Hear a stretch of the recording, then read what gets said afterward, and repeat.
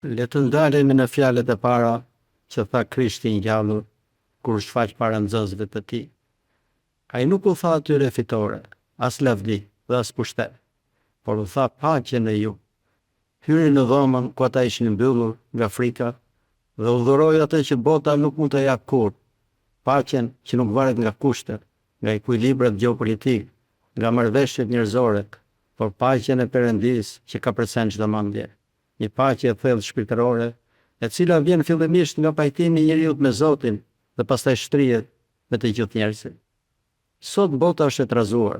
Luftrat e përgjithshme vazhdojnë të shkaktojnë vdekje dhe vuajtje. Frika e së nesërmes mbulon popujt të tërë, pasiguria troket kudo.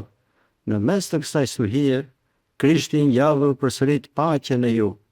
Paqja e Krishtit nuk është mungesa e problemeve, është prania e Perëndisë brenda problemeve.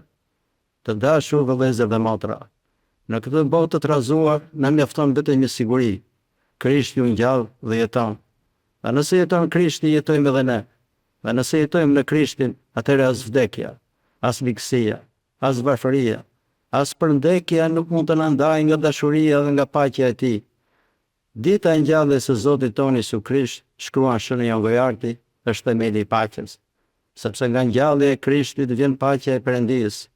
Ngjallja dhe paqja e Perëndisë nuk është një dogmë abstrakte, por një thirrje personale.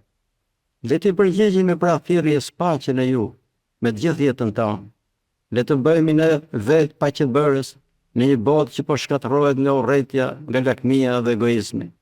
Por që të bëhemi paqebërës, fillimisht duhet të kemi paqe brenda nesh, dhe vetëm atëherë mund ta përhapim paqen kudo, së bashku me lajmin e gëzuar se Krishti u ngjall dhe i dhuroi botës jetën dhe paqen e përjetshme.